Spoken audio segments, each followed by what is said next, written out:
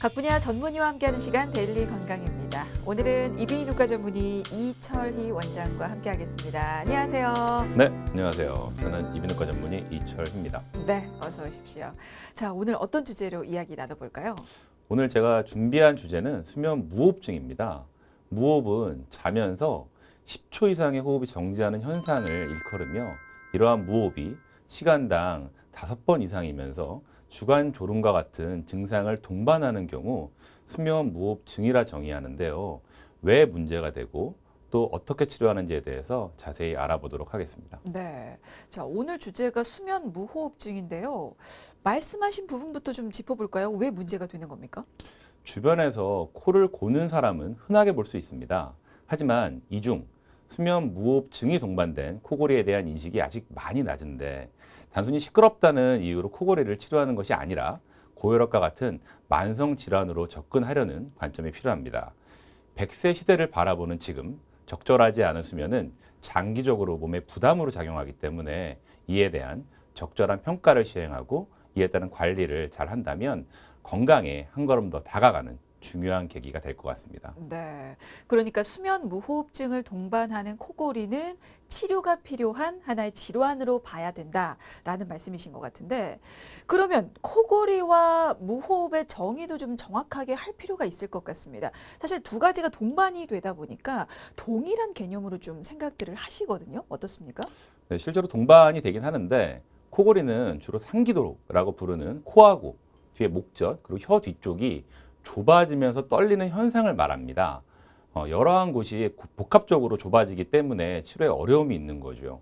자면서 깊은 수면으로 들어가게 되면 근육의 긴장이 풀리면서 더 좁아지게 되고 이것이 심해지게 되면 호흡이 멈추게 되고 이때 10초 이상 정지할 때를 수면 무호흡증이라고 부릅니다. 이러한 호흡의 정지는 산소를 떨어뜨려서 심장을 빨리 뛰게 하고 장기적으로 뇌졸중, 치매 등의 혈관 질환을 유발할 수 있습니다. 그리고 몸이 깊은 잠을 자고 싶은데 산소가 떨어지니 깊은 수면이 못 들어가서 수면의 효율이 떨어져 자도 피곤한 이런 증상이 반복됩니다. 그렇군요. 자, 그렇다면 수면 무호흡이 어디서 무엇이 문제가 되는지를 알아보려면 기본적인 수면 패턴부터 좀 살펴봐야 될 것 같습니다. 이게 정상적인 수면은 어떻게 진행이 됩니까?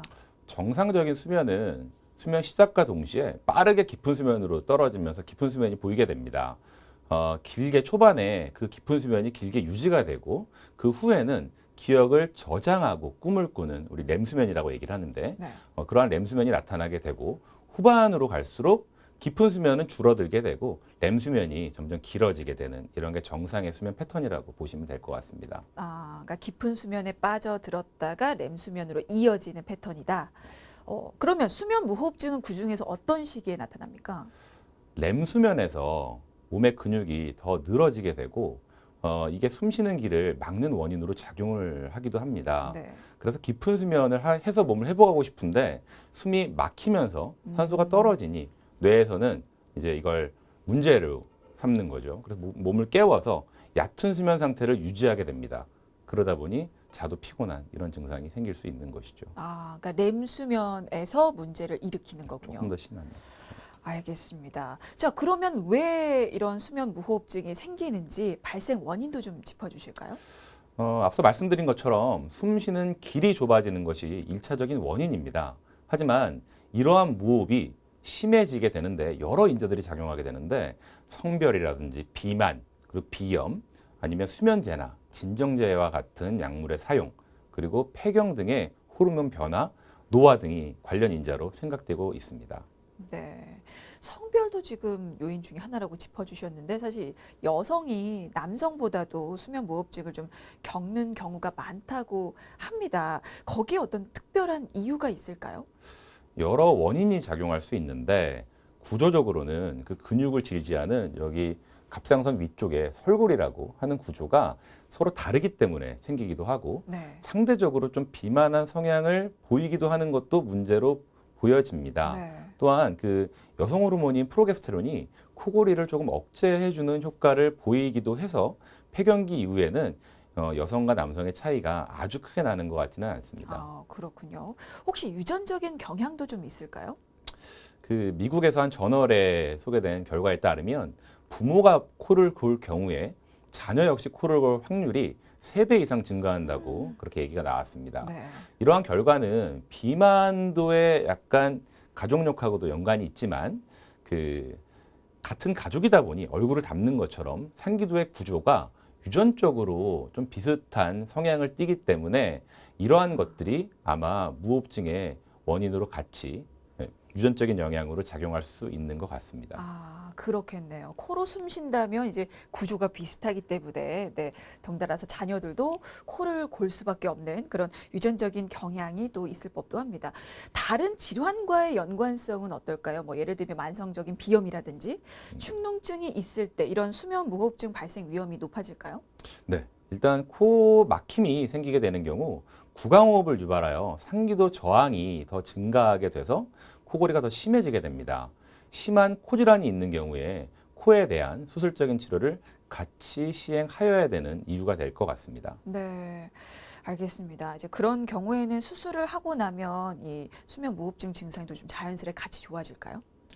코를 수술하면 무호흡이 줄어드는 것은 맞는 얘기지만 네. 굉장히 여러 가지 부분이 복합적으로 좁아져서 생기게 되기 때문에 수술에 이어서 다른 치료법이 그 병행되어야 되는 경우가 종종 있습니다. 알겠습니다.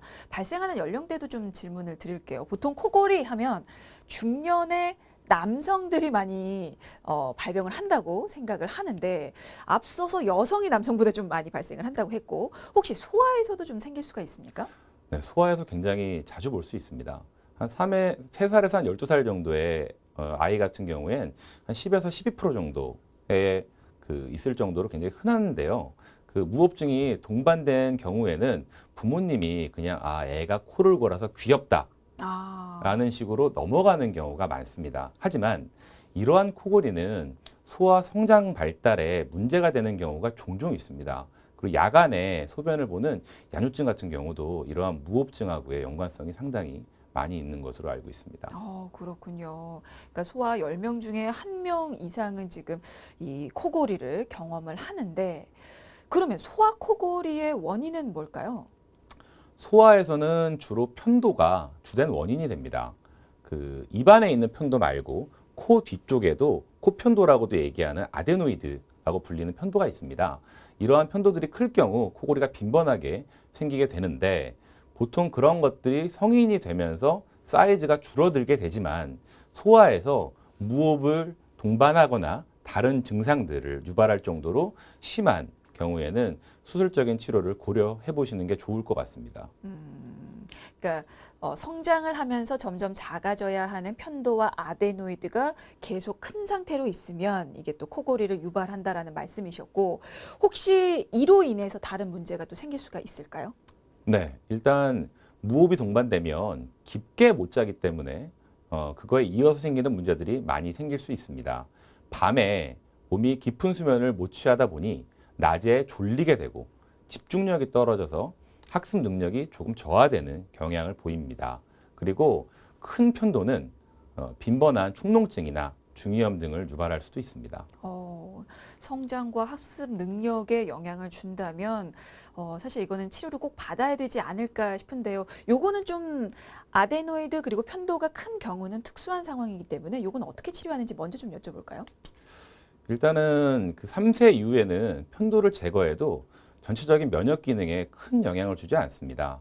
편도가 아주 커서 증상을 유발하는 경우에는 검사 없이 수술을 해도 크게 문제는 되지 않는 것 같습니다. 하지만 편도가 그 좀 작은데 증상이 심하다든지 그런 경우에는 그 수면 다원 검사라고 하는 밤에 하는 검사를 시행해서 그 정도에 따라서 수술적인 치료 여부를 결정할 수 있습니다. 보통 제일 많이 하는 시기는 학교에 초등학교 입학하기 전인 3세에서 6세에 제일 많이 시행하고 있습니다. 그렇군요. 그러면 이게 증상도 알아야 나중에 병원을 또 찾아갈 수 있을 것 같은데 수면 무호흡증 증상은 어떻게 나타납니까? 본인이 자면서 생기기 때문에 보통은 본인은 모르는 경우도 많고 그렇죠. 심한 경우에는 본인이 숨 못 쉬어서 깼다고 얘기하는 경우도 있습니다. 근데 보통 그런 경우보다는 주변에서 본인이 코를 곤다, 아니면 잘 때 숨을 안 쉰다 그런 얘기들을 많이 듣게 되죠. 근데 그런 것들이 생기게 되면 그 마찬가지로 낮에 좀 졸리게 된다든지 아니면 운전할 때 피곤하다든지 이런 증상들이 생기게 되고 코가 막히다 보면 그것들이 입으로 자꾸 숨을 쉬게 하기 때문에 구강의 건조함을 호소하기도 합니다. 수면 중에 무호흡으로 인해 생기는 자주 깨는 증상이 있기도 하고 아침에 깼을 때 머리가 아프거나 기억이 좀 떨어진다든지 경우에 따라서 성기능 감퇴를 보이는 경우도 있습니다. 그렇군요. 사실 주변 사람이 코를 골면 무안해할까 봐 안 알리는 경우가 있는데 이거는 치료를 위해서라도 꼭 알려주시는 게 좋을 것 같고요. 그러면 궁금한 게 수면 무호흡은 반드시 코골이가 동반이 됩니까? 동반이 안 될 수도 있습니까? 수면 무호흡의 90% 이상은 막혀서 숨을 못 쉬는 우리가 폐쇄성 수면 무호흡증이라고 하는데 그런 형태가 제일 많습니다. 근데 이럴 때는 코골이가 거의 생기게 되는 거죠. 근데 경우에 따라서 숨을 쉬려는 노력 자체가 줄어드는 중추성 무호흡증이 있는 경우가 있습니다.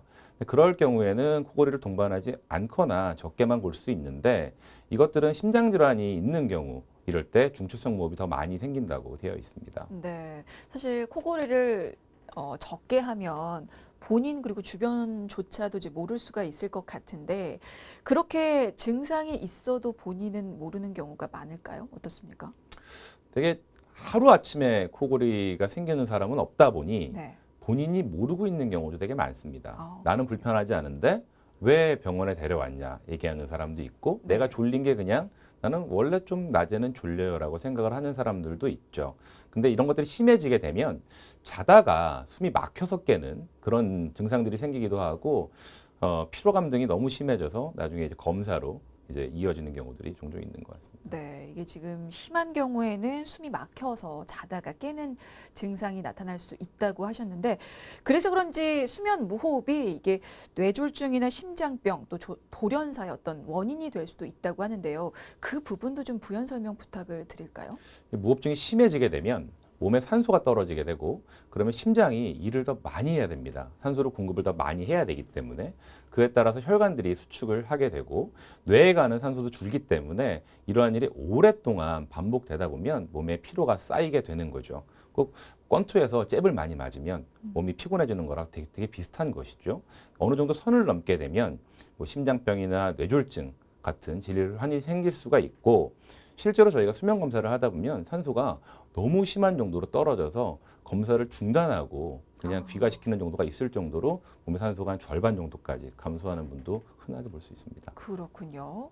그러면 이게 치료받기 전에 또 진단을 해야 하는군요. 생각해 보니까. 자, 그러면 수면 무호흡은 어떤 검사들로 진단을 하게 됩니까?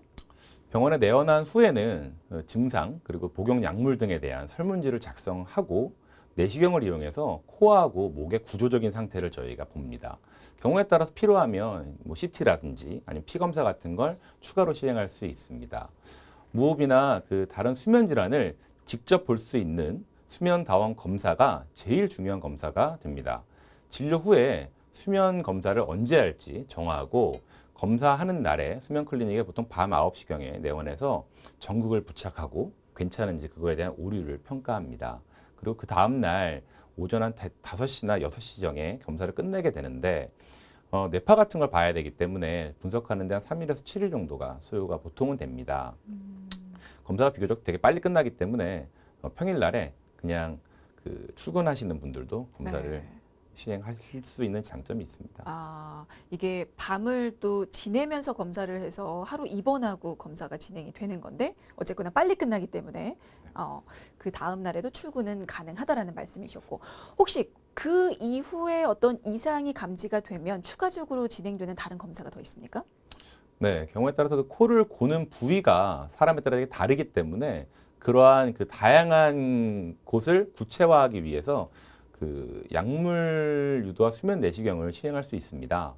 환자를 약으로 코골이가 생길 정도로 충분하게 재운 상태에서 코를 통해서 작은 내시경을 넣어서 목젖보다 위쪽에서 어떤 식으로 코골이가 생기는지를 보고 이걸 3차원적으로 분석합니다. 그 모양에 따라서 어떤 치료 방법이 조금 더 적합할 수 있는지를 결정하고 세부 검사가 필요한 경우 이런 검사를 추가해서 시행을 하고 있습니다. 네, 알겠습니다. 자, 이렇게 진단으로 수면 무호흡증 확진을 받게 된다면 어떤 치료법들이 또 이어질까요? 치료는 수술적인 치료도 있고 구강내, 입에 물고 자는 그 권투에서 쓰는 마우스피스하고 비슷합니다. 그런 것도 있고 양압기 등 여러 치료 방법이 있는데 각각의 치료가 장단점이 있습니다. 나이가 들면서 코골이가 더 심해질 수 있고 여러 곳이 좁아지는 게 원인이다 보니 이 모두를 해결할 수 있는 게 양압기고 이것이 코골이의 표준 치료가 됩니다.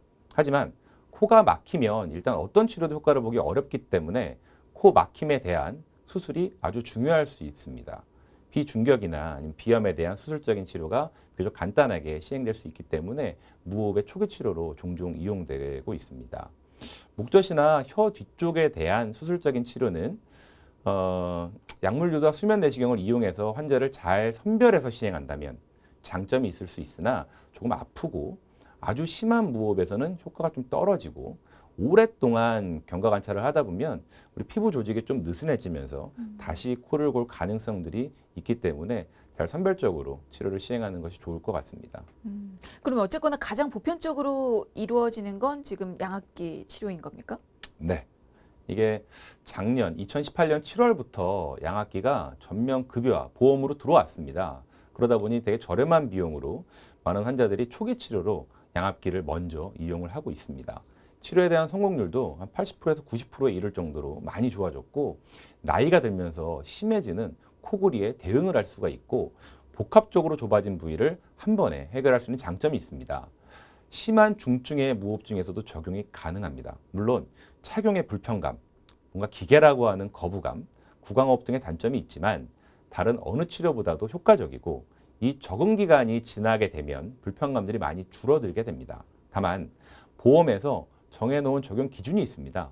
잘 쓰는 사람만 사용할 수 있게 하겠다는 건데 3개월 동안 어느 30일 중에 21일 이상, 4시간 이상 사용을 해야 되고 그 적응 기간에 잘 통과가 되면 그 후부터는 6개월 처방전이 발행되므로 번거로움이 많이 줄어들게 됩니다. 양압기는 처방 후에 관리가 매우 중요하기 때문에 양압기를 처방하는 병원에서 임대를 하는 게 도움이 될 수 있을 것 같습니다. 네, 알겠습니다.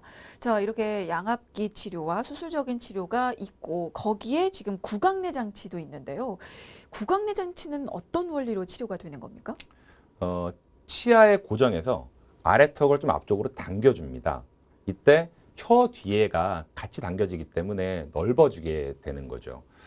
간단히 착용할 수 있는 장점이 있는데 마찬가지로 심한 무호흡에서는 효과가 조금 떨어집니다. 하지만 혀가 뒤로 처지는 그런 원인인 경증의 수면 무호흡에서는 선택적으로 이용될 수 있고 수술이나 양압기를 거부하는 경우에도 시도해 볼 수 있습니다. 하지만 보험이 되지 않다 보니 가격이 조금 비싸다는 게 단점이 될 수 있고 나이가 들어서 치아 치료를 받아서 치아 모양이 변하면 다시 제작해야 되는 번거로움이 있을 수는 있습니다. 자, 수면 무호흡증은 단순한 습관이 아닌 치료가 필요한 질병이라는 점 다시 한번 말씀을 드리면서 오늘은 여기서 마무리 짓겠습니다. 지금까지 이비인후과 전문의 이철희 원장이셨습니다. 말씀 감사합니다. 감사합니다.